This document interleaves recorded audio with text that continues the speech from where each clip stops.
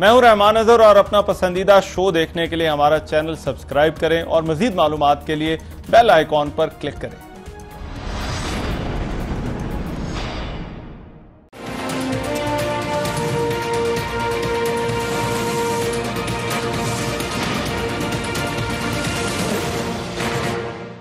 अस्सलाम वालेकुम, आपको आज के प्रोग्राम में खुश आमदीद कहते हैं। हर हुकूमत के सामने कोई एक बड़ा चैलेंज होता है जिसका वो सामना करती है और वही कहीं ना कहीं जो है वो उसकी कारकर्दगी का मेयार बनता है। मईशत इस वक्त मुल्क का जो है वो सबसे बड़ा चैलेंज है। जिस तरह 2008 के बाद पीपल्स पार्टी की हुकूमत के लिए दहशतगर्दी से निपटना सबसे बड़ा चैलेंज बना था, 2013 के इंतखाबात के बाद मुस्लिम लीग नून की हुकूमत के लिए एनर्जी और बिजली की लोड शेडिंग जो थी वो सबसे बड़ा चैलेंज था। इसी तरह तहरीक इंसाफ की हुकूमत के लिए मईशत जो है वो सबसे बड़ा चैलेंज है। क्या तहरीक इंसाफ की हुकूमत इस चैलेंज से सही तरह से निमट रही है? हमने हुकूमत के पहले 100 दिनों में जो कुछ देखा उसमें तस्वीर जो है वो कोई अच्छी नहीं है। डॉलर के मुकाबले में जो रुपए की कदर है वो गिरी, स्टॉक मार्केट में मंदी, इंटरेस्ट रेट का बढ़ना, बैरूनी सरमायाकारी में कमी हो गई, आम आदमी के लिए बिजली और गैस की कीमतें बढ़ गई। अब हुकूमत का ये मौक़िफ़ है कि ये पिछली हुकूमतों की गलत पॉलिसियों की वजह से है और इसी वजह से मईशत जो है वो तबाह हाल है। मगर क्या इतना कह देना काफ़ी है? वज़ीर ख़जाना का कहना है कि अब कोई बहरान ही नहीं है। क्या उनके इस कहने पर जो है वो यकीन किया जा सकता है? उनका यह भी कहना है कि हमने मईशत की बुनियाद को जो है वो ठीक करना है और हम उसके लिए कोशिशें करें। क्या वाकई जो है वो ऐसा हो रहा है?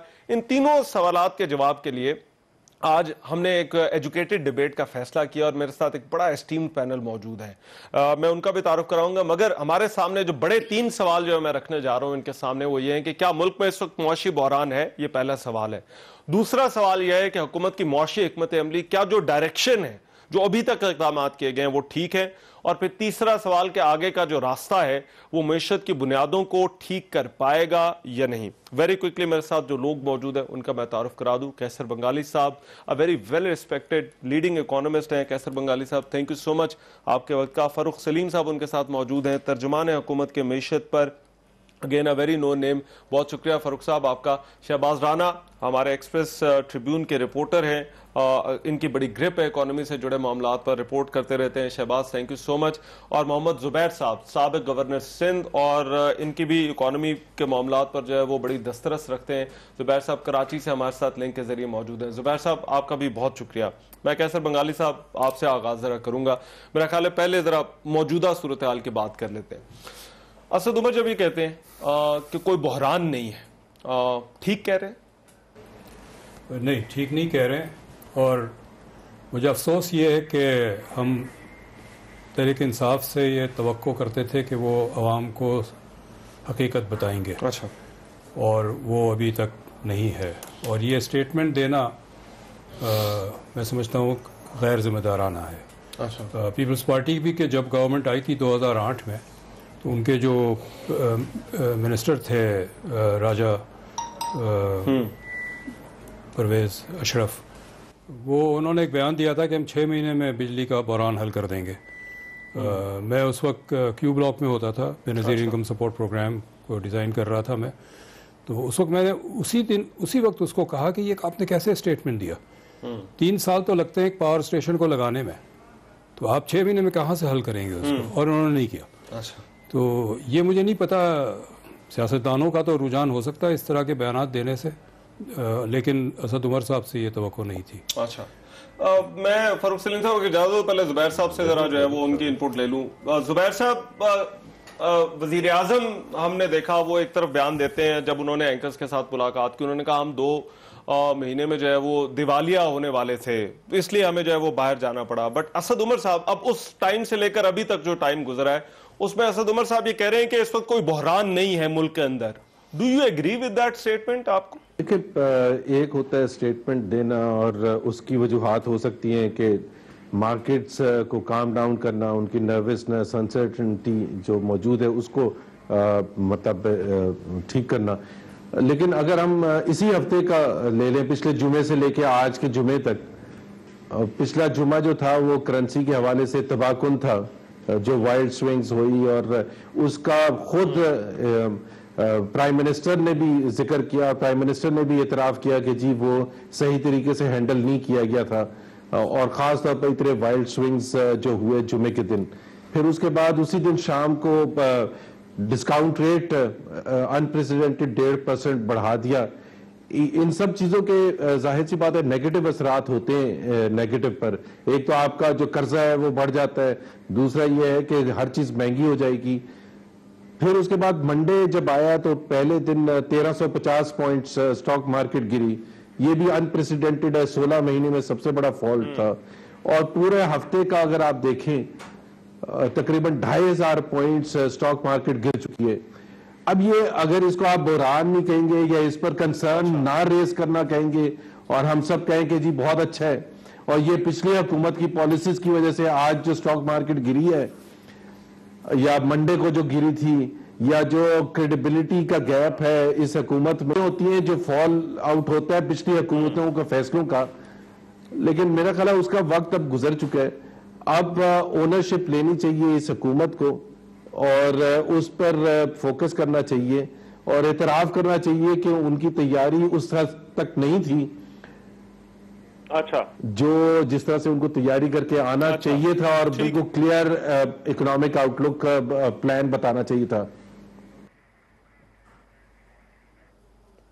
Okay right, I get your point. Farooq Saleem Sahab, اب یہ دیکھیں میرا خیال ہے کافی ساری چیزیں اکٹھی ہوئی ان 2 مہینوں میں جو ہے وہ ہم نے جو دیکھا ہے ان 100 دنوں میں. فورن انویسٹمنٹ کم ہو گئی, ڈالر کی قدر, سٹاک مارکیٹ کی مندی, گیس اور بجلی کی جو قیمتیں ہیں ان کا بڑھنا, اب یہ ساری چیزیں, اور پھر اس کے بعد ہم وزیر خزانہ کا سٹیٹمنٹ دیکھیں تھے, کہتے ہیں جی کوئی بحران ہی نہیں ہے. یہ کیا ہے سر؟ ایک کر کے بات کر لیں. بہت سارے اکٹھے سوال آپ نے 5-6 سوال. نہیں, ان سارے سوالوں پہ مجھے بات کرنی ہے. دیکھیے اگست کی 18 تاریخ اس دن عمران خان صاحب نے وزارت عظمیٰ کا حلف اٹھایا. اس دن 2 معاشی اعتبار سے 2 چیزیں سامنے آئی تھیں. پہلی چیز یہ کہی گئی کہ اس وقت پاکستان کا جو مالی خسارہ ہے, جو فائنینشل گیپ ہے, وہ $12 ارب کا ہے. دوسری بات یہ کہی گئی کہ اس خسارے کو جب فل کیا جائے گا اس کے 2 کمپوننٹس ہوں گے, ایک IMF کمپوننٹ بنے گا اور دوسرا کمپوننٹ دوست ممالک بنیں گے. وہی سٹانس ابھی تک وہی چل رہا ہے کہ 12 بلین کا خسارہ ہے. اکتوبر کی 23 تاریخ کو جو آپ نے چیلنجز کی بات کی, دیکھیں چیلنجز پاکستان کو بہت سارے تھے. سب سے بڑا چیلنج تھا کہ جو ہمارے ڈالر کے ذخائر تھے وہ اتنی تیزی سے گر رہے تھے کہ ہمارے پاس امپورٹ کوریج جو ہے وہ 2 مہینے کا رہ گیا تھا. یعنی کہ $17 ارب مجھے یاد ہے فروری 2017 میں $17 ارب پڑے تھے اسٹیٹ بینک کے پاس, اور پھر فالوئنگ 16 to 17 منتھس میں وہ ایسے گرے ہیں کہ وہ $8 بلین پہ پہنچ گئے. اچھا, اب سب سے بڑا بحران کے حوالے سے جو ہمارے وزیر خزانہ صاحب کہہ رہے تھے کہ وہ اکتوبر کی 23 تاریخ کے بعد, اکتوبر کی 23 تاریخ کو سعودی عربیہ نے جو پیکیج اناؤنس کیا تھا جس میں $3 بلین اسٹیٹ بینک میں رکھنے والا معاملہ تھا اور 3 بلین ڈیفرڈ آئل پیمنٹ میں تھا, وہ کہہ رہے تھے کہ سب سے بڑا چیلنج اور بحران جو تھا وہ ختم ہو گیا اکتوبر کی 23 تاریخ کو. اور وہ صرف انہوں نے نہیں کہا, اگر آپ اکتوبر کی 24 اور اکتوبر کی 25 تاریخ کی سٹاک مارکیٹ کی موومنٹ دیکھیں تو تقریباً 450 ارب روپے کی کیپٹلائزیشن انکریز ہوئی تھی ان 2 دنوں میں. تو جو مارکیٹ بھی ہے وہ کہہ رہی تھی کہ جی سب سے بڑا بحران جو ہے وہ شاید دور ہوتا ہوا نظر آ رہا ہے. اب گیس کی قیمت کی بات کر لیں اگر آپ چاہیں, بجلی کی قیمت کی بات کر لیتے ہیں. دیکھیے 1200 ارب روپے کا گردشی قرضہ حکومت چھوڑ کے جا رہی تھی جو اب پروبیبلی 1300 ارب پہنچ چکا ہوا ہے. دنیا میں کوئی اکانومسٹ آپ اٹھا کے دیکھ لیں, کوئی اکانومی اٹھا کے دیکھ لیں, کوئی اور طریقہ ہی نہیں. اگر 1200 ارب کا گردشی قرضہ چھوڑ کے جا رہے ہیں تو اس کی کڑوی گولی جو ہے وہ تو عوام کو, صارفین کو کھانی ہی پڑے گی. اس میں امینڈمنٹ یہ ہو سکتی ہے حکومت نے جو کیا کہ جو 70 سے 75% صارفین ہیں جو 300 یونٹ سے کم استعمال کر رہے ہیں, جو کم آمدن والے پاکستانی ہیں, ان کے اوپر بوجھ نہ ڈالا جائے. فاروق سلیم صاحب دیکھیں اب دو چیزیں میرے خیال اس وقت 2 پرٹیننٹ ایشوز ہیں جن پہ سب سے زیادہ بات ہو رہی ہے, ایک روپے کی قدر اور دوسرا سٹاک مارکیٹ. بالکل آپ یہ سمجھ رہے ہیں کہ یہ ایسے انڈیکیٹرز ہیں ان کے ساتھ جو ہو رہا ہے کہ ہم بحران سے نکل رہے ہیں, کیونکہ ایک عام لے مینس ٹرم تو میں تو یہی سمجھوں گا کہ بھئی حالات خراب ہو رہے ہیں, ٹھیک نہیں ہو رہے. 2 سوال, روپیہ اور سٹاک مارکیٹ. دیکھیے دنیا بھر میں جب بھی شرائح سود بڑھنے لگتی ہے تو سٹاک مارکیٹ جو ہیں وہ نیچے آتی ہے. میں یہ کل دیکھ رہا تھا, آپ دیکھ لیجئے کہ جاپان کی سٹاک مارکیٹ نیچے ہے, امریکہ کی سٹاک مارکیٹ نیچے ہے, ساؤتھ کوریا کی سٹاک مارکیٹ نیچے ہے, فلپینز کی سٹاک مارکیٹ نیچے ہے. اور اس کی وجہ یہ نہیں ہے, اب ان ممالک میں تو پی ٹی آئی حکومت نہیں کر رہی نا, फिलीपींस में या मेक्सिको में या हमारे यहाँ तो कोरिया में पीटीआई है PTI ना, हमने तो हुकूमत नहीं पीटीआई से पूछना तो है। मैं वजह बता रहा हूँ स्टॉक मार्केट गिरने की वजह जो है इकोनॉमिक्स के हवाले से वो होती है कि जब भी मुल्क में देखिए हमारे यहाँ 150% तो पिछले जुमे को इंटरेस्ट रेट चढ़ाया गया है। जब भी इंटरेस्ट रेट चढ़ता है तो स्टॉक मार्केट्स गिरती हैं और दुनिया कल तकरीबन 400 पॉइंट्स डाउ जोन्स इंडस्ट्रियल जो अमेरिका की एवरेज है वो गिरी है। दुनिया भर की स्टॉक मार्केट्स गिर रही हैं बिकॉज दुनिया भर में इंटरेस्ट रेट जो है वो चढ़ रहा है। राइट। अब दो सवाल, आपकी करेंसी वाला सवाल बिल्कुल ठीक है। देखिए करेंसी अगर 61 अरब डॉलर की आपकी इंपोर्ट्स हैं और 23 अरब से एक्सपोर्ट्स नहीं बढ़ रही, तो अब दो इसको थोड़ा सा पेचीदा मामला है। एक लॉन्ग टर्म मामला है, एक शॉर्ट टर्म मामला है। अच्छा, लॉन्ग टर्म तो रुपया या किसी भी मुल्क की करेंसी गिरेगी अगर उसकी एक्सपोर्ट्स और उसकी इंपोर्ट्स में इतना बड़ा फर्क आ जाए। 38 अरब डॉलर का तिजारती खसारा पाकिस्तान की 71 साल माशी तारीख में पहले कभी नहीं आया। जो ये गवर्नमेंट, बट आप भी कह रहे हैं ये क्रॉनिक प्रॉब्लम है हमारी इकोनॉमी की जिसकी वजह से जो है वो यहाँ पर इम्पैक्ट आ रहा है। जो जुमे के दिन 8 रुपए, जो जुमे के दिन 8 रुपए की फ्लक्चुएशन थी, वॉलेटिलिटी थी, वो नहीं होनी चाहिए। अच्छा, that is bad for business. मतलब लॉन्ग टर्म में तो रुपया गिरता है अगर आपकी इंपोर्ट्स बहुत ज्यादा हो। शॉर्ट टर्म में ये स्टेट बैंक का mechanism something must have been in place कि इतनी ज्यादा वॉलेटिलिटी वो नहीं होना चाहिए। वो नहीं होनी चाहिए। आप कुछ कहना चाह रहे हैं? जी, मेरे ख्याल में बहरान की डेफिनेशन चाहिए हमें। अगर मैं बेरोजगार हूँ, 2 दिन से मेरे घर में खाना नहीं है, तो एक बहरान है। पड़ोसी ने खाना भेज दिया, हम कह सकते हैं कि बहरान खत्म हो गया। लेकिन बात यह है कि अगले दिन फिर खाना नहीं होगा क्योंकि रोजगार तो है नहीं। तो मेरा ख्याल है फरूख सलीम साहब जो कह रहे हैं वो कह रहे हैं कि जी सऊदी अरब से 1 अरब आ गया, बहरान खत्म हो गया। बट ये कर्जों वाली बात सर, उसके अंदर हमारी जो है ना, ये पिछले 25 साल से डेवलप हो रहा है। सर अभी हमारी जो डेब्ट सर्विसिंग है अभी ये मेरे ख्याल है 9.3 बिलियन पर है, और जो कर्जे अभी आ रहे हैं और आईएमएफ के पास अगर हम जाते हैं जो प्रोजेक्टेड है तो फिर आप ये किस तरह से मैनेज करें? But Shahbaz, I want your opinion on this. चीन की तरफ से पैसे हमें नहीं मिले, सऊदी अरब और यूएई की तरफ से जो है वो हमने कुछ कमिटमेंट्स देखी हैं। क्या इस सब के बाद ये समझा जा सकता है कि जो हमारा जो एक मुआशी बहरान जिसका सामना था उससे जो है वो हम निकलने की तरफ जा रहे हैं? चले निकले या नहीं निकले वो तो बात की बात है, बट एटलीस्ट उस तरफ हम जा रहे हैं कि हम इससे निकल आएंगे। रहमान साहब देखिए, इतना ये सादा नहीं है। एक बात तो बड़ी क्लियर है कि असद उमर साहब वाज द ओनली पर्सन जिनको पता था कि जब पीटीआई हुकूमत में आएगी तो वो वजीर खजाना होंगे। तो जुबैर साहब का ये, बाकी सब लोगों को पता जो जिन्होंने हमें 100 डे पर ब्रीफिंग दी थी, शीरी मजारी साहबा ने डिफेंस पे दी थी, वो ह्यूमन राइट्स की बन गई। परवेज खटक साहब हमें समाजी सोशल इश्यूज पर दे रहे थे, वो डिफेंस मिनिस्टर बन गए। तो जुबैर साहब की ये बात कि जी उनकी तैयारी नहीं थी, ये तो बात बिल्कुल ठीक है। दूसरा उनका जो बयान असद उमर का था कि जो बहरान खत्म हो गया, क्राइसिस इज ओवर, ये इसको एक तो इसका कॉन्टेक्स्ट देख लें। उन्होंने ओवरऑल इकोनॉमी के बहरान के खत्म होने की बात नहीं की थी। उसके ऊपर तो हुकूमत 2 साल से 4 साल तक का टाइम दे रही है कि तब जाके आपकी जो मैशियत है वो अपनी असल जगह पर वापस आएगी। इस साल तो अब जब ये नंबर आएंगे साल के आखिर में, जून तक के जो ग्रोथ के, आप देखें आपकी इकोनॉमी की ग्रोथ है 3.5-4% से ज्यादा नहीं होगी। तो जब ग्रोथ नहीं होगी तो नौकरियां नहीं होगी, नौकरियां नहीं होगी तो बेरोजगारी पैदा होगी। अच्छा, एक इस कॉन्टेक्स्ट में बहरान खत्म नहीं है, वो बात कर रहे थे इस साल पाकिस्तान को 12 अरब डॉलर का आपका फाइनेंसिंग गैप था जो आपको जून 2019 से पहले मुकम्मल करना था। वो गैप इसलिए था कि अब जितने भी आपने गैर मुल्की अदायगियां करनी है और आपकी जो वहां से वसूलियां हैं, वो चाहे बरामदात की हैं, चाहे रेमिटेंसेस की हैं, कोई फॉरेन डायरेक्ट इन्वेस्टमेंट आनी है, कोई कर्जा लेना है, वो सारा जब आप शामिल भी कर लेते हैं उसके बाद भी हमें 12 अरब डॉलर चाहिए था। कमिटमेंट सिर्फ अभी 6 अरब डॉलर की है। 6 अरब डॉलर के बाकी जो उसकी कमिटमेंट नहीं है। यूनाइटेड अरब एमिरेट्स की तरफ से कोई कमिटमेंट नहीं है। चाइना की तरफ से आपने एक स्टेटमेंट देखी इसी हफ्ते आई है, उनके जो कौंसल जनरल हैं लाहौर के, उन्होंने कहा जी कि हम इन्वेस्टमेंट करेंगे, हार्ड कैश नहीं देंगे।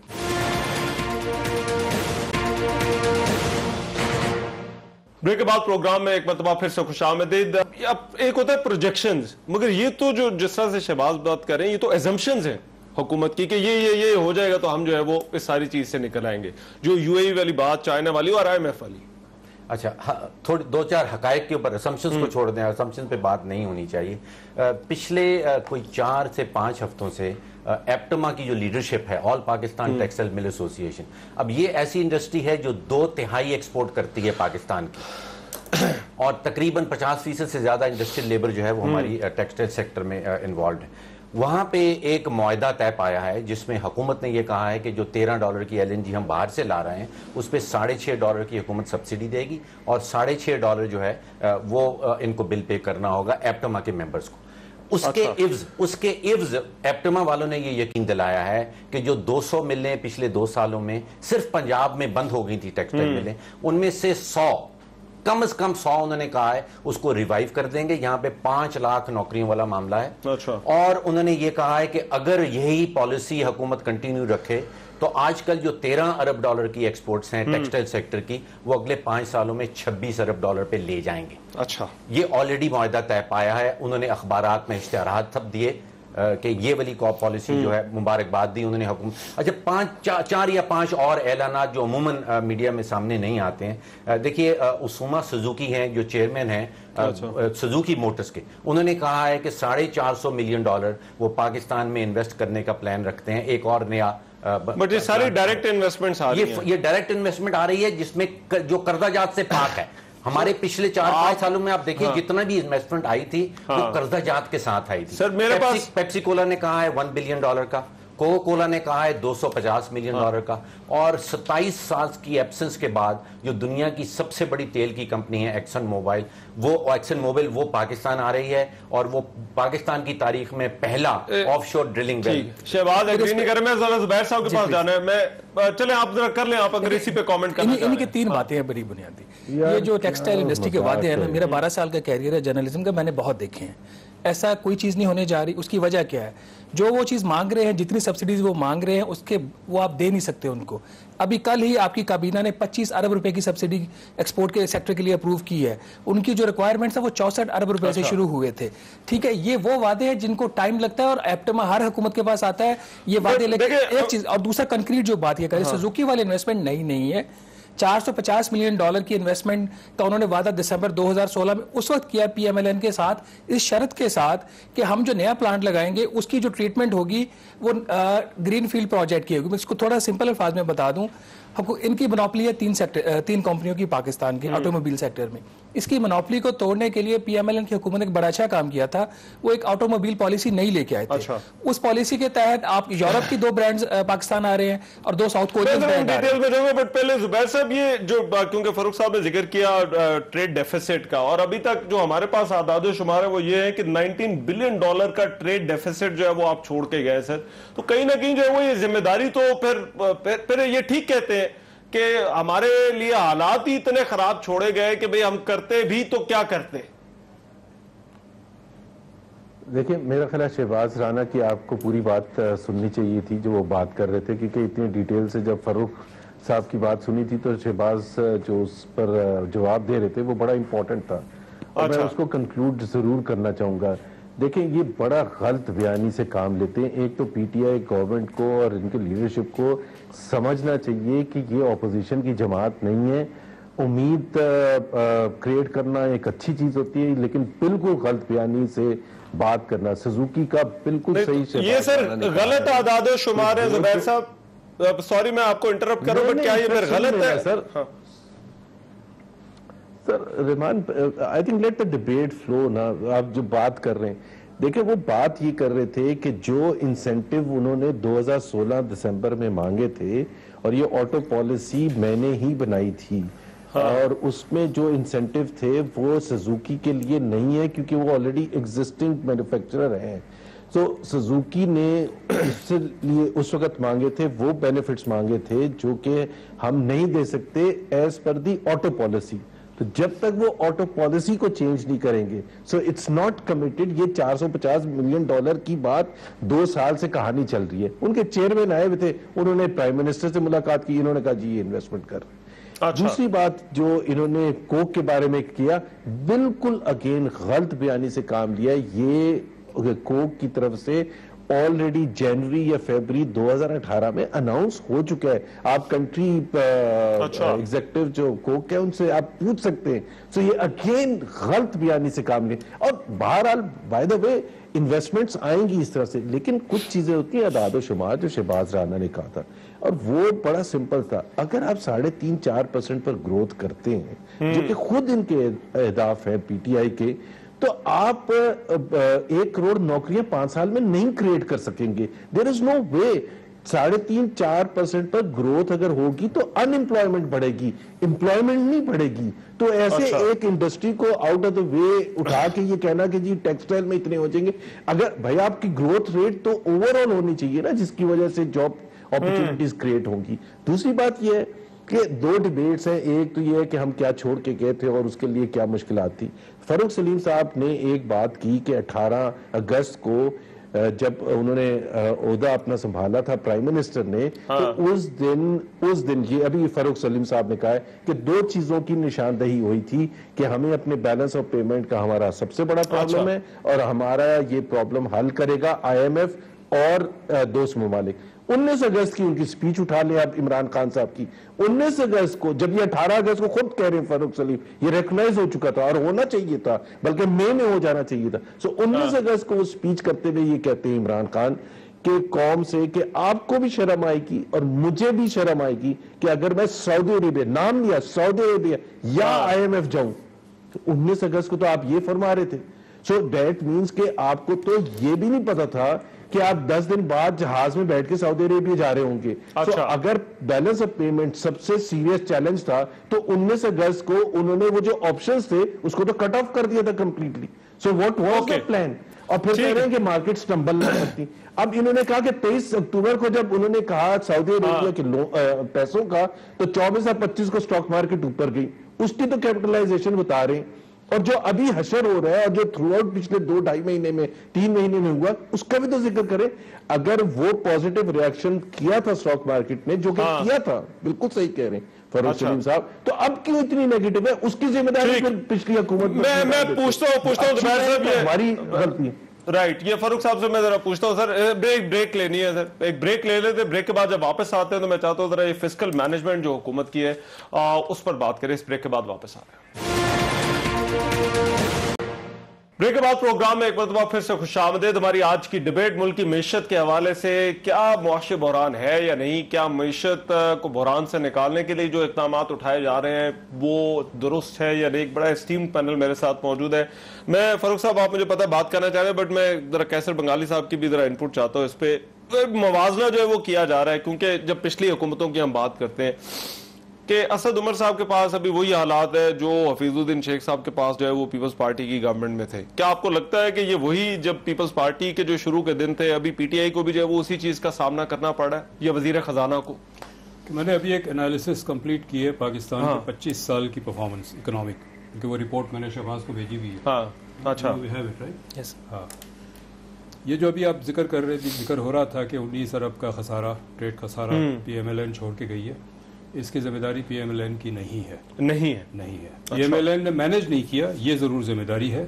یہ سارا سلسلہ شروع ہوا سال 2001-2002 سے.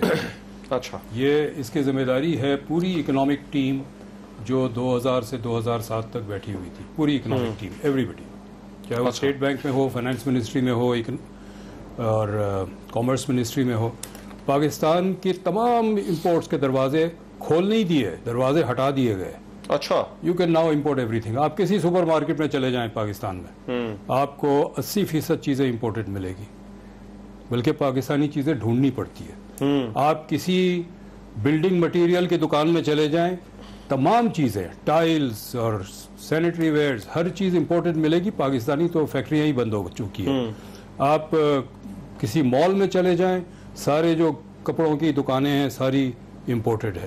آپ کسی, اب جو ریسٹورینٹس ہے, اسلام آباد ایئرپورٹ کے 3 کیوسک ہیں فار کافی اور سم تھنگ, تینوں فورن ہے, اور تینوں میں ایک چیز پاکستانی نہیں ملتی ہے. میں بسکٹ لینے گیا, وہاں جی پاکستانی بسکٹ کوئی نہیں ہے, صرف فورن ملیں گے. تو ہم نے تو یہ پورا ایک کریٹ کیا ہے نا. اور یہ سال 2000 سے 10-12 یہ سال نہیں 18 سال. اچھا, 18 سال کا کرائسس 2000 میں کریٹ کیا. اس کی ذمہ داری مشرف کی اکنامک ٹیم پہ پڑتی ہے پوری.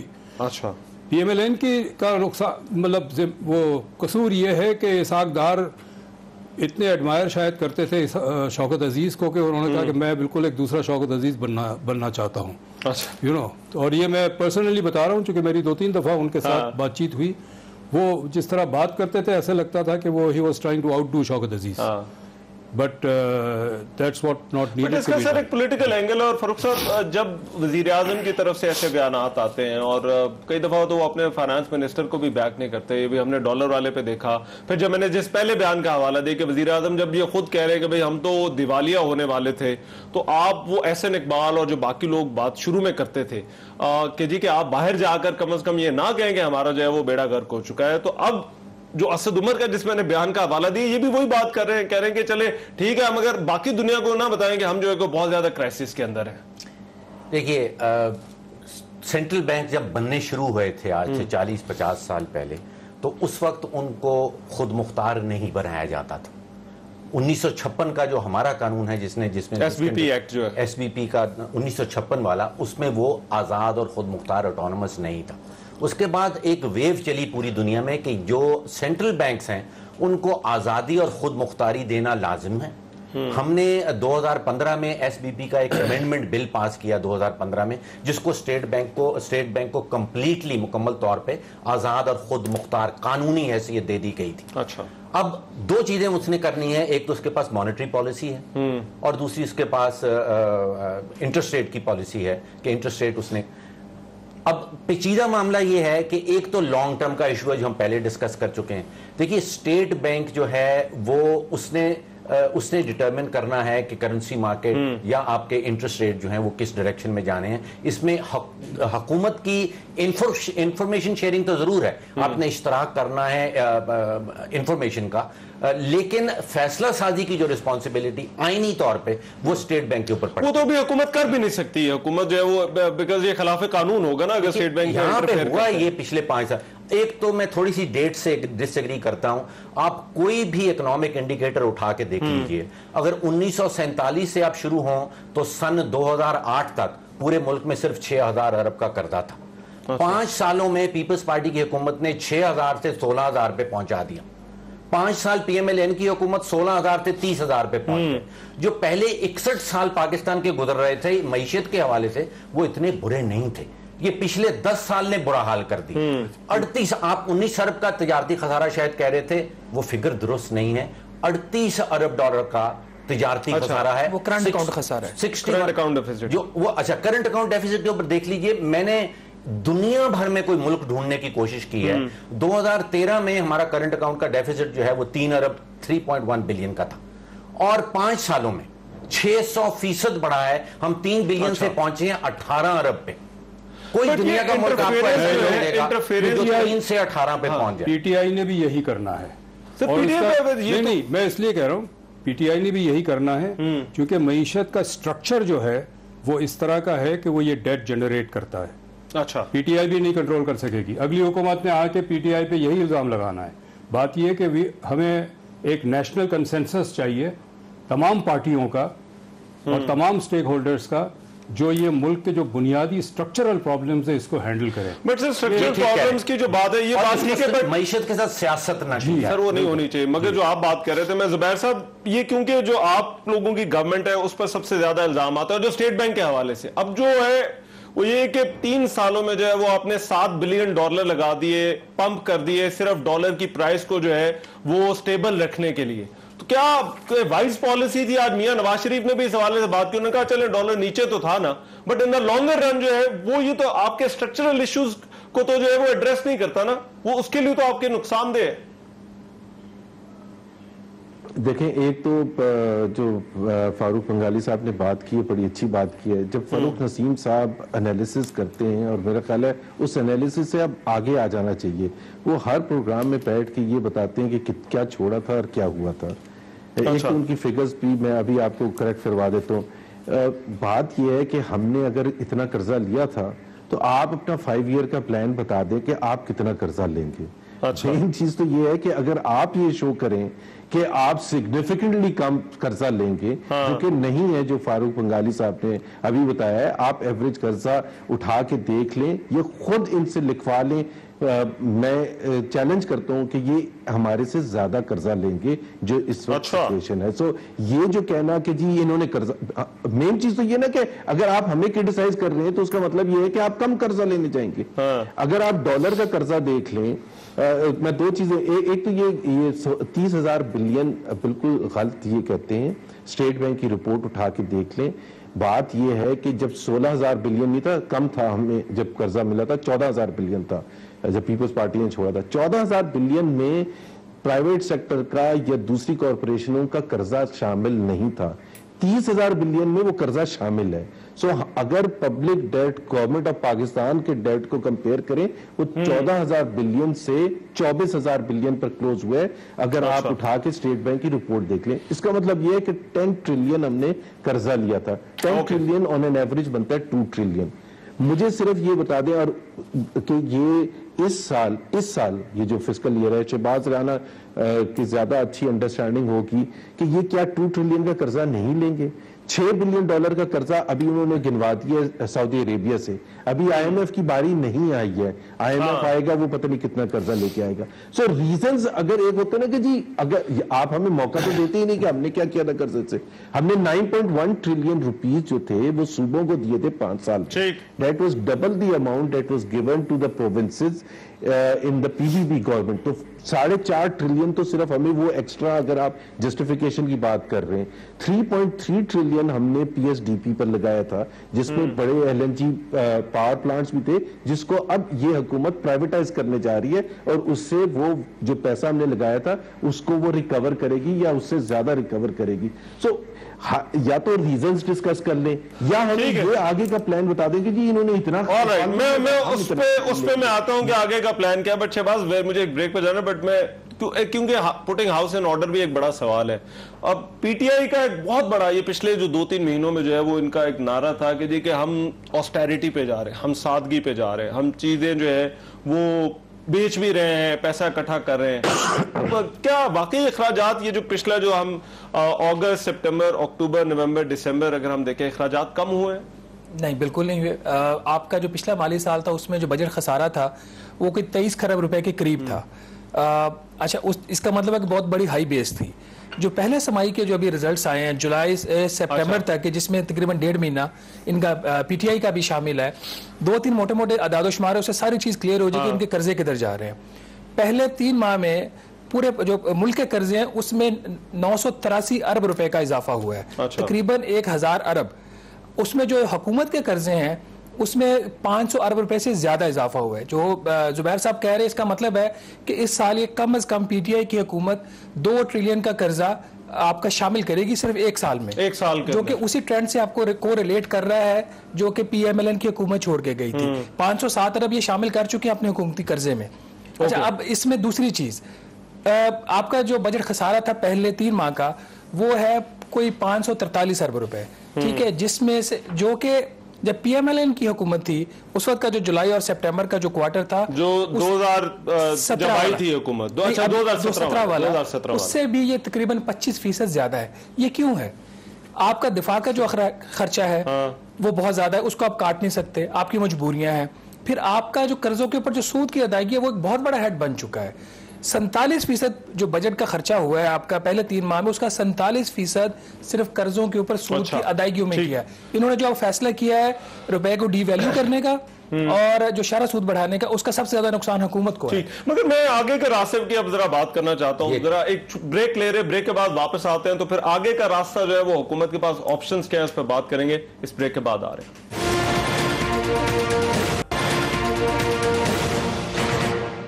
بریک کے بعد پروگرام میں ایک مرتبہ پھر سے خوش آمدید. معیشت کیا ملک کا معاشی بحران جو ہے وہ حکومت اس سے صحیح طرح سے نمٹ رہی ہے یا نہیں؟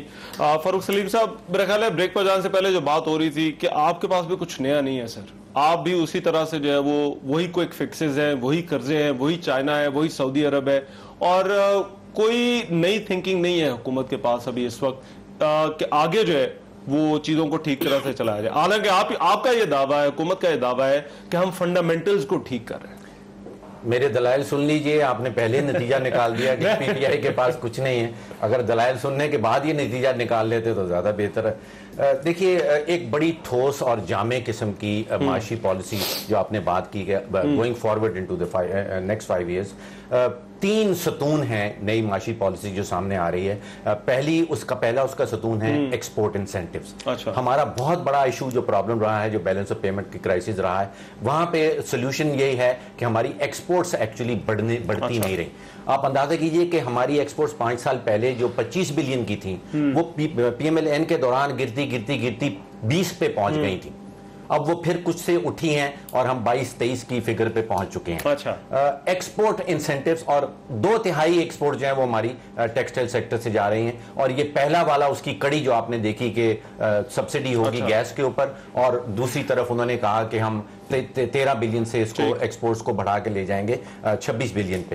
یہ زیرو ریٹڈ جو رجیم سامنے ہے جس میں ٹیکسٹائل ہے, جس میں سپورٹنگ گڈز ہے, جس میں کارپیٹس ہیں, جس میں سرجیکل پروڈکٹ ہیں, ان کے اوپر اضافی بوجھ جو ہے ایز آف ڈوئنگ بزنس کے حوالے سے وہ نہیں ڈالا جائے گا. دوسرا ستون جو ہے وہ انویسٹمنٹس کا ہے جس کا انویسٹمنٹس کا میں نے ذکر بھی کیا. اور یہاں پہ ایک تفریق یہ رکھنی ہے کہ پچھلے 4-5 سالوں میں جو سرمایہ کاری ہوئی پاکستان میں وہ قرضہ جات کے زور پہ ہوئی. اب جو سرمایہ کاری اٹریکٹ کی جائے گی وہ قرضہ جات سے پاک سرمایہ کاری کی جائے گی, قرضہ جات ایڈیشنل نہ بڑھے. اور تیسرا جو ستون ہے وہ ریمیٹنسز کے حوالے سے ہے. تقریباً $20 ارب جو ہے وہ ابھی ہمارے جو پاکستانی باہر کام کرتے ہیں وہ بینکنگ چینلز کے تھرو بھیج رہے ہیں. اور جو ایکسپورٹ انسینٹیو ہے, انویسٹمنٹ ہے, اور تیسرا ریمیٹنسز کا بھی تھوڑی سی جو انٹرنیشنل آرگنائزیشن فار مائگریشن ہے وہ کہتی ہے کہ تقریباً 20 ارب سے زائد کی اماؤنٹ ہے جو ابھی ہنڈی اور حوالے. میں ہوں رحمان اظہر, اور اپنا پسندیدہ شو دیکھنے کے لیے ہمارا چینل سبسکرائب کریں اور مزید معلومات کے لیے بیل آئیکن پر کلک کریں.